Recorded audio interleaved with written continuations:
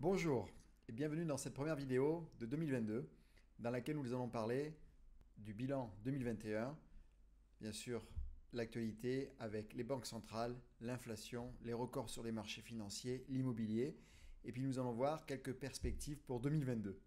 C'est tout de suite dans cette vidéo. Bienvenue sur Coach Patrimoine, le podcast qui s'intéresse sérieusement à vos finances personnelles et à votre patrimoine sans se prendre au sérieux. Je suis Philippe Agnelli, je suis professionnel de la gestion de patrimoine et coach en gestion de fortune. Et j'aide mes clients à organiser leurs finances personnelles et à investir leur épargne afin de se créer le patrimoine nécessaire pour atteindre leur liberté financière. Au fil de mes publications, podcasts, vidéos et livres, je vous partage mon expérience et les clés qui m'ont permis de devenir libre financièrement.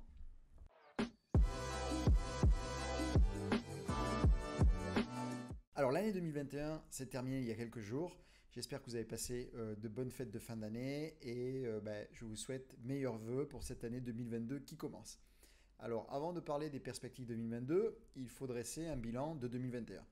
2021 a été marqué, en tout cas sur la partie gestion de patrimoine, par, on va dire, 4 événements principaux. Bien sûr, la crise du Covid, qui s'est pas s'arrêter en 2021 et qui continue toujours aujourd'hui en 2022. Hélas, on le voit. Mais ça, c'est côté médical. Si on veut plus se rapprocher de ce qui se passe sur les marchés, on a 3 grands événements cette année.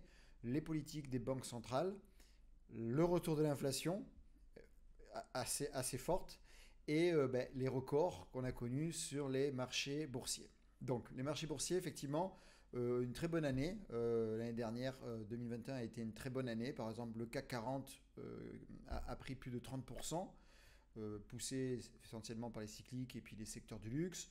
Le S&P 500 aux États-Unis autour de 27%, le Nasdaq 22%, on va dire l'Europe en général on a une moyenne autour des 22% aussi. Alors tout ça, ça s'explique en partie, hein. Il y a une bonne croissance des bénéfices des entreprises. Les entreprises ont aussi, on va dire, tiré parti de la crise, en tout cas tiré leur épingle du jeu. Ils ont été certes soutenus par les politiques budgétaires accommodantes et les politiques aussi monétaires des banques centrales, mais quand même, elles ont fait le job. Elles ont réussi à conserver leur marge, malgré tous les problèmes qu'on verra tout à l'heure sur les problèmes d'approvisionnement et des pénuries de matières premières.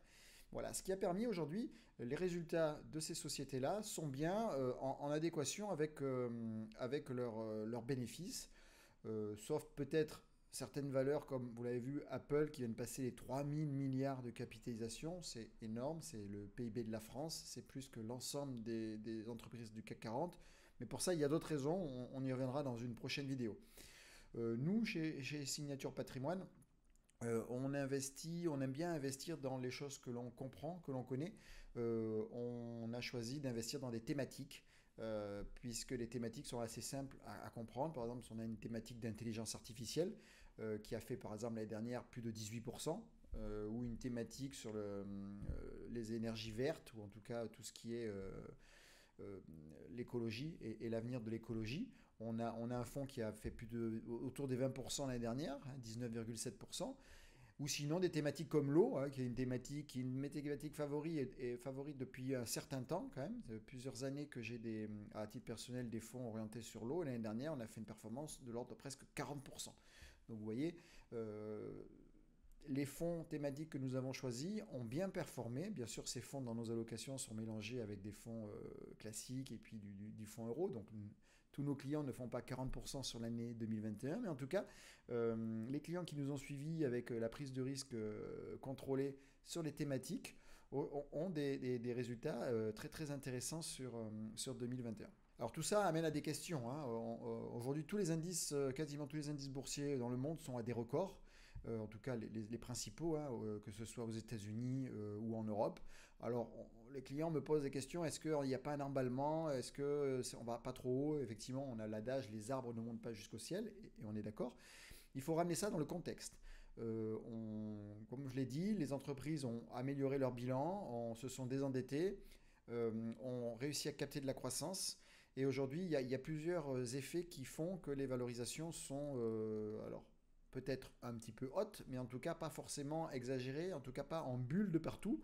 On pourra revenir peut-être sur les GAFA, qui sont aujourd'hui devenus presque des trusts technologiques, hein, c'est-à-dire on n'investit même plus sur ces sociétés-là parce qu'elles ont un intérêt économique, mais parce que tout simplement elles sont assises sur des montagnes de cash et on le verra dans une future vidéo, ça remplace presque le côté obligataire qui a disparu puisque les banques centrales rachètent tout ce qui passe sur les marchés obligataires pour maintenir les taux très bas. Donc aujourd'hui on a des taux d'intérêt négatifs, les taux réels sont les taux d'intérêt, excusez-moi, sont bas et les taux d'intérêt réels sont quasiment négatifs. Donc aujourd'hui, si on veut du rendement, on est obligé d'aller sur les marchés financiers. Voilà. Les entreprises ont montré leur efficacité, elles ont montré qu'elles savaient résister à la crise, elles ont continué à distribuer des résultats. Donc voilà, aujourd'hui, les valorisations sont, on va dire, correctes dans le contexte actuel. Bien sûr, ça n'empêche pas des petites respirations de marché, mais nous ne voyons pas aujourd'hui une grande crise arriver. On l'a déjà dit, à part d'une guerre ou d'une reprise de l'épidémie avec un nouveau variant qui serait beaucoup plus dangereux. Aujourd'hui, voilà, les valorisations sont à un niveau correct. Le sujet qui nous inquiète plus serait plutôt l'inflation. Hein, l'inflation, on en parle souvent dans les articles qu'on rédige. L'inflation est un laminoir pour l'épargnant.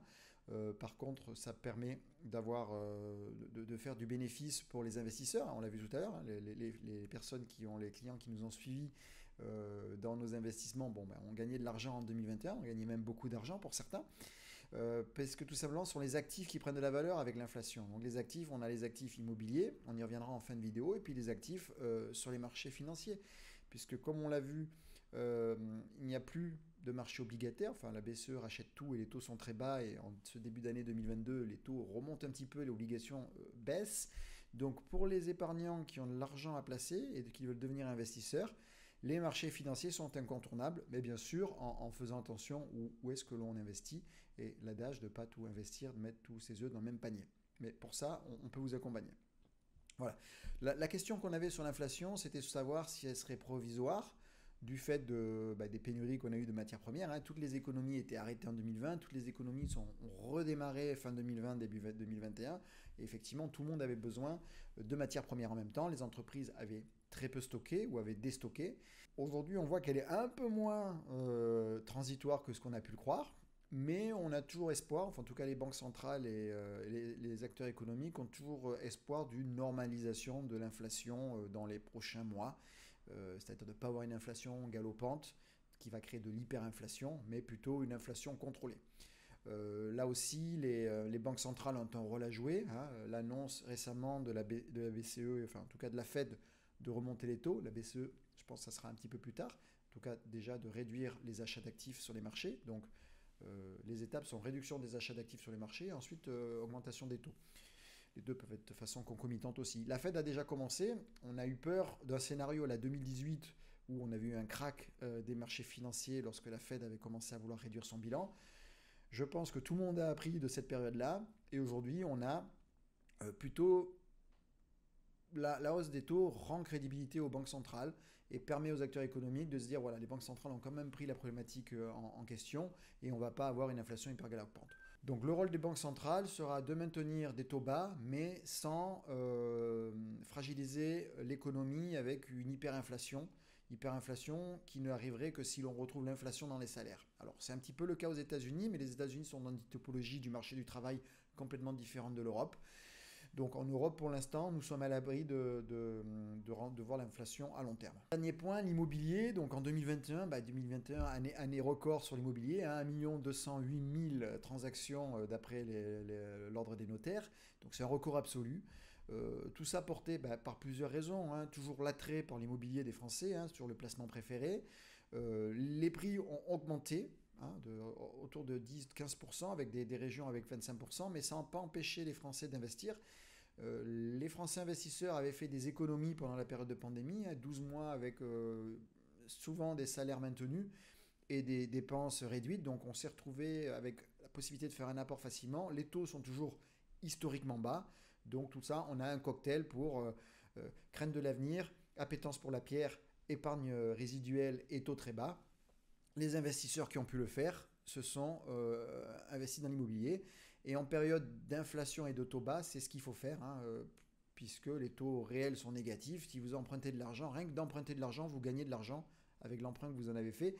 Maintenant, il faut l'investir au bon endroit et l'immobilier reste toujours la valeur refuge par excellence. Voilà, donc après ce tour d'horizon 2021 qui finalement, pour le côté économique, financier et immobilier, a été une bonne année. Voilà, c'est ce qu'on a ressenti en tant que professionnel sur l'année.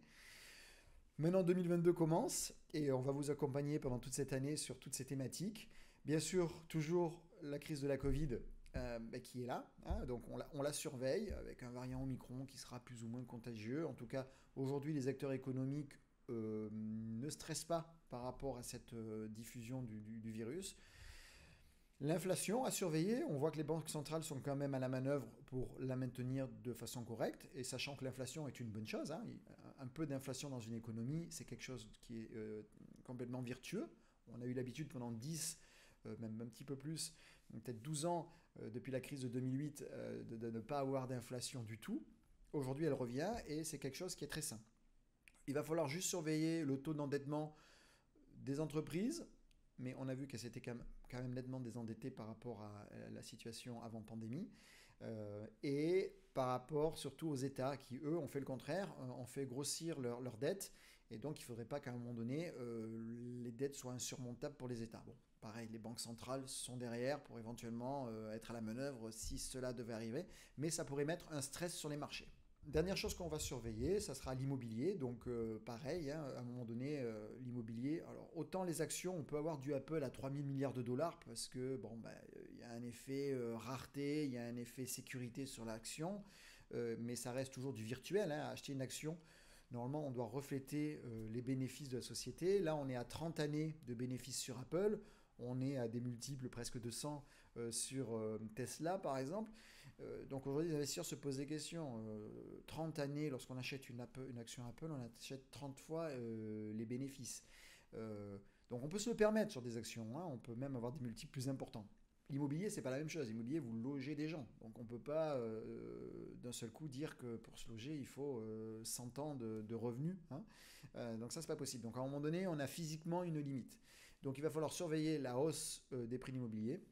Il va falloir surveiller aussi la hausse des taux, qui pourrait ralentir les investisseurs immobiliers, ou en tout cas redonner de l'intérêt à des placements, on va dire, alternatifs, sécuritaires aussi, mais qui ne sont pas aujourd'hui rémunérés puisqu'ils sont négatifs. Si demain, on va dire, les taux d'obligation retrouvaient des taux à 2, 3, 4%, qui peut être le rendement d'un immobilier classique, on pourrait avoir une baisse de l'immobilier. Et puis à surveiller, après ces années de pandémie, la fiscalité, comment la fiscalité va évoluer, la fiscalité du patrimoine, la fiscalité des placements. On sait qu'en France, on est champion du monde de la fiscalité et on aime bien sortir des lois de finances là-dessus. Alors pour l'instant, les gouvernements ont dit que ce n'était pas leur priorité, mais à un moment donné, il va falloir financer toutes les aides qui ont été sorties du Covid, enfin pour le Covid. Et donc comment on finance effectivement un peu par la croissance. Cette année, on a une bonne croissance en 2021, on aura encore une croissance correcte en 2022. Mais au bout d'un moment, tout cela va se tasser et donc le spectre de la fiscalité est quand même devant nous. Enfin, en tout cas, c'est mon avis personnel. Ça, c'est quelque chose que je surveille comme du lait sur le feu. Voilà, écoutez, j'espère que cette rétrospective 2021 vous a intéressé. 2022, pour l'instant, nous avons mis les jalons de ceux que nous allons surveiller. Si cette vidéo vous a plu, n'hésitez pas à mettre un pouce. Abonnez-vous, cela nous permet de nous faire mieux référencer et de continuer à vous faire des vidéos pour vous informer. Sur ce, je vous dis à bientôt.